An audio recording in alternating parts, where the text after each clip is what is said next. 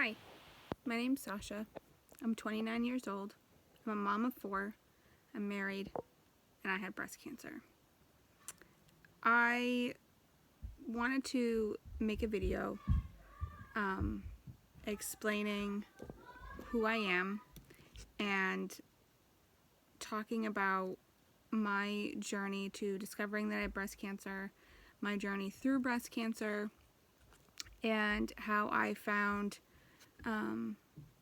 doTERRA, which are essential oils, how they help me through my cancer, and also other things that are not related to essential oils, and how I changed my lifestyle since being diagnosed with cancer in 2017. So for a little background, I was going to wait and do this video when I could do my hair and all that, but you know that you wait for that perfect moment, and that perfect moment never comes. So today, right now, while I have dinner in the oven, I'm going to make this video. I might have to do multiple parts because I don't know how far I'll get in before dinner's done. But I wanted to do a little background. So from around July 2015, I only know it was July because I was camping. I had my first severe bout of anxiety, and I had always had anxiety, but this was a little bit different. And from July 2015 until 2017, I never left my house. And I know some of you might hear, oh, she never left her house, and think that that's kind of like exaggerating and saying like, oh, she rarely left her house. But for me, when I say never, I mean never. I didn't even leave my house to go get the mail. Like, I would not leave. My anxiety was so bad. I could not even walk out the front door. My kids would go outside and play, and I would watch them from the window. It was really bad. I wasn't sure what was going on and why I was feeling this way. And then in 2017, I experienced my very first panic attack. I did not know what was going on. My husband actually, he's the one that told me I was having a panic attack because he saw a woman go through it on Survivor. And that's what made me decide that, okay, maybe I need anxiety medication. I'm not a medicine kind of person by nature, so I had avoided it. But I contacted my doctor, and I did not go in for the appointment. She knew I had anxiety, and she had suggested a medication like a year prior to this. So all I had to do was call her and tell her that I wanted to try it, and she just sent over the prescription. I didn't have to leave and visit her. It was, what's it called? I keep wanting to say Zantac. That's not what it was. Zoloft. That's what it was. And she sent it over, and I sat with it on my stand for a few days and just would look at it every day and didn't want to take it. And then one night I decided I'm just going to take it. And I took it before bed. And when I got up the next morning, I noticed that I was really lightheaded. I kept feeling like I was going to pass out. And my heart was like racing. And so I ended up calling my husband. My husband was at work, and he's like, I don't know what you want me to do.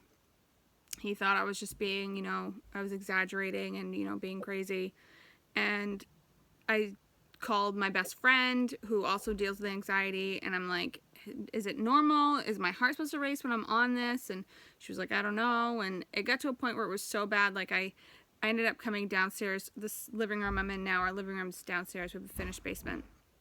I ended up coming downstairs where this was our bedroom at one point, and I was like falling over, and I felt like I couldn't walk, and my heart was racing. So I ended up calling 911, and I called my mother-in-law, who's an EMT, and she raced over here. She got here before the EMTs got here. I called my kids down and prepared them for what was going on, and my heart was racing like so fast that she couldn't get a pulse manually. It ended up being my heart rate was like 178. So I went into the hospital, and that it was just in that moment where I just remember thinking, how did I get here? What is going on? This isn't normal. Something's happening. And at that appointment, they told me that they had done like an EKG because where my heart rate was so high. I was diagnosed with a prolonged QT, and I was also told that it could be deadly. So the kicker is we found out later that I never had that diagnosis at all.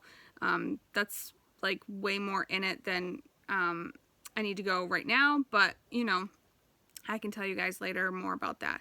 But anyway, they diagnosed me with prolonged QT, and so at the time I thought that was, you know, what I had, and that only caused more anxiety and really made me not want to leave my house. I was so worried about elevating my heart rate, thinking that I was going to die. And so that's when I found meditation. I went through a couple different medications that made me feel awful, and then they took me off of them altogether. And I didn't feel right. I kept getting these weird skipped heartbeats. I had monitors that they put on me, and I'd wear them for a couple weeks, and then I'd have to mail them in. And we just couldn't figure it out. And then one of the last times that I ended up going, I went into the hospital a few times. One time, I was there for 5 days because they were like, you've come in so many times, we need to figure out what's wrong with you. And they just kept telling me, you have severe anxiety, you need to see a therapist, you need medication. And then they diagnosed me with POTS, which is postural orthostatic tachycardia syndrome. I even have a video here on my YouTube about me being diagnosed with that. Turns out I don't have that either. I found that out like about a year later that that's not what I had. I didn't think that I had it. I know somebody who does have it, and I was nothing like her. Yeah, it was crazy. But I saw a holistic doctor, and I was just like, there's something wrong. The last time that I went into the hospital, I asked them, I said, can you test me for Lyme disease? Can you test me for cancer, for breast cancer? There's something wrong and you're not finding it. And one doctor even told me that I was a special case, and whatever I had, they weren't equipped to treat me, and I needed to go somewhere else that was better equipped to handle my special needs, my special circumstances. And it was harsh. So at that point, I was just bound and determined to find out what was going on. And it was shortly after that where I asked them to test me, and they refused. Oh, I forgot that part. I asked them to test me, they refused, and they said that I was too young for cancer and that they weren't equipped to test for Lyme disease. That took multiple tests at your primary care office. And so, but remember, they said I was too young for cancer. So I said, okay. And probably about a week or two after that, one of our best friends passed away in a car accident.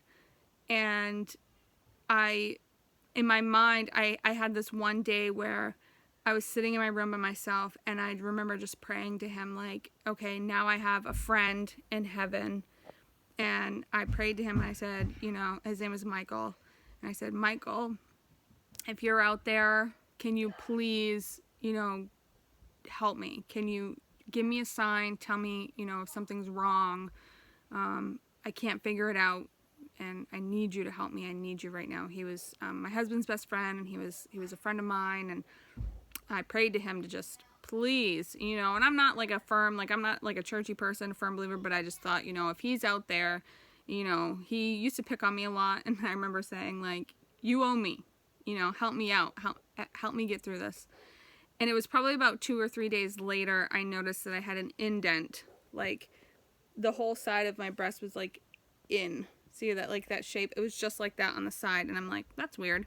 And then I had like this little tiny ball around my areola, and it didn't really concern me. I called a friend of mine who was a nurse. A friend of mine, she worked as a nurse at my primary care provider's office, and I called her and I just said, you know, I found this like little tiny lump, and you know, I don't know what it is. I'm sure it's nothing. I just want to, you know, get it checked out. And at this point, I had been leaving the house. I'd been going to doctor's appointments and stuff, so that kind of anxiety had dissipated a little. And so she goes, yep. She goes, I'll talk to the doctor, you know, and see if she can get you in. Well, within like an hour or two later, she called me and they had me in the next day. They didn't want to take any chances. So they had me in the next day and they had a specialist look at me, and then, you know, you get the look. And she goes, this concerns me. I want you to go next door and I want you to get this looked at. And I just started crying. At the time I was 27 and thought, this is my luck. This is what it's going to be. And you know, I had this feeling like it was cancer. I knew, like, probably back when I was like 15, I had this feeling like I was going to get cancer, breast cancer one day. I didn't know why, but I just had this gut feeling. And so when I was sent next door, I had an ultrasound and I had a mammogram, and then I kept getting sent back and forth, and I knew. And then they told me that they were questioning it, that that's what it looked like, and that I needed a biopsy. And I was dead silent the whole way home. My father-in-law actually took me to this appointment. And I just cried. I cried and cried and cried, and I did what every person, you know, does. I Googled everything. I did a ton of research, and I started getting, when I found out that I had cancer, I got it. It was a phone call that I got after my biopsy, and the anniversary of that is coming up. It was actually on October 23rd, 2017 that I got the call, the day before my son's birthday, one of my son's birthdays. And I just thought I was going to die. And it was probably like a good, like, 2 hours that we just bawled, and I was panicking. And then I decided to be proactive, and I started calling around, and, you know, it was just, you don't know what you're going to do in that situation until you're in it. And I toughened up really quick, and I decided that I was going to do whatever it took to get this to go away. We didn't know what my stages were. We didn't know any of that. And I ended up seeing a doctor here. I live in Maine. I saw a doctor here, and I didn't like the way she treated me. I didn't like, you know, the way it was just cut and dry. This is what you're going to do. This is it. You have no choices. So I decided to drive my ass all the way to Boston. It's about a 5-hour drive from where I live. And I went to Dana-Farber, which is one of the top cancer centers in the country, in the world, actually, I'm pretty sure. And got the best of the best, and I did a clinical trial called TDM1. And that was what I did. That was what I did first. And then after I did my clinical trial, it was 6 treatments. After the first treatment, my tumor, which was 1.9 centimeters, which was just under what they would categorize under stage 2. That was technically stage 1. But they treated me like stage 2 to be aggressive. And I did the first round of TDM1. And after the first treatment, I had a quarter of the tumor left. And then by the second treatment, the tumor was completely not palpable. It was gone from what we understood. And then I finished those treatments. I had a double mastectomy. I had options, but in my mind, I thought, you know, I had heard that most people who only do a lumpectomy or just have a mastectomy on the cancer side, they end up having the other one removed later anyway. And I have 4 kids, and I wanted new boobs. So I thought, if I'm going to make lemonade out of these lemons, I'm going to get some new, like, nice perky boobs. So I had a double mastectomy. They saw no evidence of disease.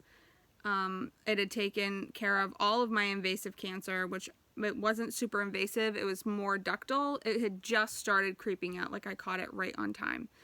And as far as I know, you don't really know. Cancer, you never fucking know. That's the hard thing, is people think it's cut and dry, that you that you could create a cure for it and people are hiding. It's not that simple, and you don't know until you know. And most people who argue about it have never had cancer, and it, you know, it's complicated.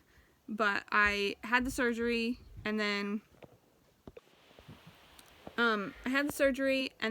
I went and had I had to have Taxol, which is the traditional chemo.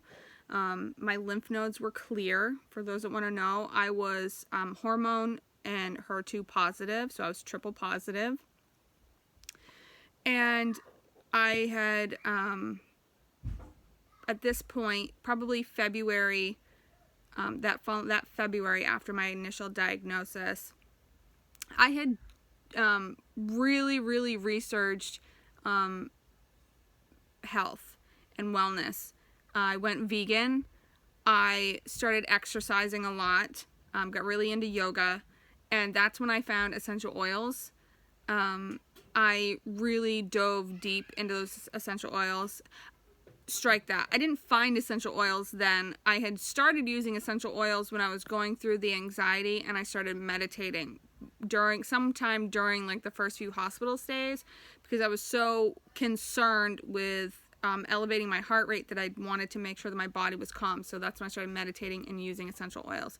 The only problem was I was using essential oils from that I'd gotten over Amazon, and they were, I think one of them was like pure majestic or something along those lines. Those are not legit. I know now, but I didn't know at the time. There's a reason why they didn't work. But yeah, later on I found essential oils through another family that I actually watched on YouTube. And I started using doTERRA, and I found that I had really good results with doTERRA. So I became a member. I became a wellness advocate and started using them and educating others on the uses of essential oils. I had a lot of success with essential oils, and so I became a wellness advocate and started teaching others about essential oils and how to use them and how it has benefited me and how it could benefit them, which is kind of why I'm doing this video. I want to reach out to those that are also breast cancer survivors or thrivers, and share what oils help me. But it's not just for people with breast cancer. They can literally do the same thing for anyone. You don't have to have cancer or have had cancer for these oils to benefit you in your life. People always joke that people who do essential oils, that we think that oils are the cure to everything, and I don't know about everybody else, but that's definitely not my stance on things. I do believe in modern medicine, but I also believe in essential oils. I think that both can work together. I think that the less you depend on modern medicine, the better off you'll be. I also believe in a healthy diet. So it's worked for me. But to add to that, one of the things that essential oils did for me is they helped me keep my hair. So during this whole chemo treatment, one of my biggest concerns was losing my hair. And I heard about cold capping. If you haven't heard about it, it's basically just like this, kind of like a shower cap. Think of like a scuba. It's like scuba material. I actually still have mine that I could definitely share how to use it and what I did with it. I don't remember what it was, the one that I did. If you follow my Instagram at Heart of Mother Nature, you can see there I posted a lot of stuff about my cold capping. I posted me getting chemo and putting the cold cap on. Follow my Instagram and you'll see all my treatments and all that stuff there. It's all shared there. But what I used was, when you do cold capping, basically you have to dampen your scalp. So you have like a spray bottle and you dampen your scalp. You're supposed to put conditioner on, and then you put a cap over your head that's like full of water, and it freezes. This particular one I use, there's different kinds, but the one I use, you put a blue cap over your head that almost looks like what a brain would look like, and then that will have another cap, a fitted cap on top of it to like hold it down on your head. And it basically, it freezes the hair follicles, because what chemo does is chemo attacks your fast dividing cells. So that would be your nails, your hair, your eyelashes, your eyebrows. That's why those things fall off. It basically attacks any quick dividing cells and kills them off. And so I wore the cap, but what I did was I changed the protocol. So protocol was just dampen hair and conditioner on your head. Well, the conditioner caused buildup, which I don't know if you've ever had buildup on your head, but it makes your head itch and you want to dig at it. And that's a big no-no when you're going through chemo. So what I did was I put a little lavender, a little rosemary oil in my water, and I would spray it on my head. That would be in the water that I'm dampening my hair with, so it was getting all over my scalp. And I did not use conditioner. I just did that straight on my head, and I swear I never had a bald spot. I just finished my treatments. It was it was April. Yep, it was April 3rd of this year, of 2019. And I finished all of my stuff, and my hair is still just as thick. I do not have bald spots. My hair did thin, but it wasn't like, it was no different than if you've had a baby and your hair just kind of thins out a little bit. You could have never noticed. And I didn't even notice until my hair started, it's now like super thick. I'm like, oh, I guess my hair thinned out. I didn't notice. But I use that a lot. I use a lot of essential oils, especially for my skin. Especially right now, my skin has been breaking out. This breakout, however, is because I have not been sticking to my diet, which is a big no-no. And I had a bender this last weekend and ate a lot of sugar. And I break out with a lot of sugar. So, it's on the mend now. You can see that it's all healing up. Because I stopped eating sugar, I started doing a celery juice, and I started putting magnolia oil on my skin, which really, really helps. And black sea buckthorn oil, I put that on my skin, which really helps. And I definitely have a lot more things I could help with. I could share some oils that I use for my joint pain. Now that I'm done with treatment, I have hormone therapy. I'm sure there's other people out there that are doing hormone therapy as well, and praise be with you. I know that it's not great. I'm 29 and I'm in menopause because of it. Not permanently, but for the next 4 years. I got 4 more years to go, and then hopefully my body will get back and feeling great. I can't wait for that to happen. But I have a lot of joint pain. I had a lot of trouble sleeping. I had hot flashes, so I have oils and stuff for that, but I can get into that later. This is basically a video that I wanted to put out there and share my journey.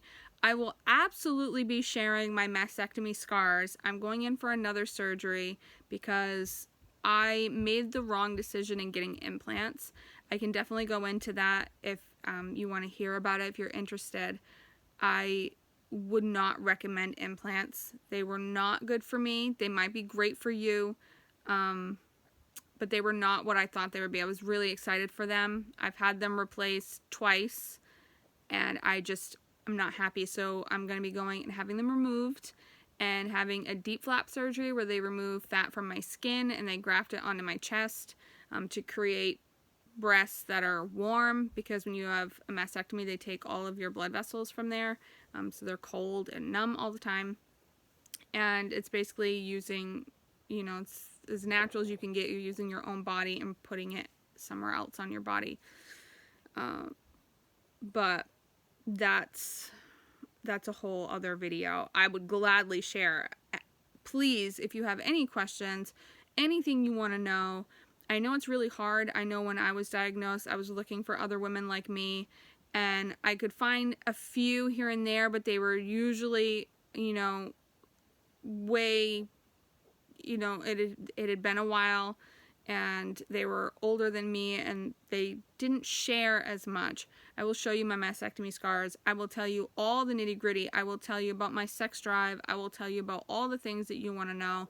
I am a completely open book, and I would love to share how oils have helped me as well, how I changed my diet, how what I did for treatments, where I went, you know, the who, what, when, where, and why, anything. So comment down below if you have any questions. Tell me what you want to see. I will make a video if you're curious. Follow my Instagram at Heart of Mother Nature, or The Heart of Mother Nature. And let's check one of those. Sasha Heart. You can find me there as well. Yeah. So I'm sure I missed a bunch of stuff. I wrote stuff down so that I wouldn't forget. But I have a ton of stories. It's been 2 years and I'm still on this journey. Come on this journey with me. I definitely have a lot of tips and tricks and advice that I could give. I've been going through this, like I said, since 2017. So 2 years going on 3. I definitely have some tips. So I'm also a mom. So it's not just a cancer thing. I'm a mom. I'm a wife. I'm a psychology major. I homeschool my kids. So, well, I unschool. Any other unschoolers out there? Hit me up. I love talking to other unschoolers. Yeah. Until next time, friends. Bye.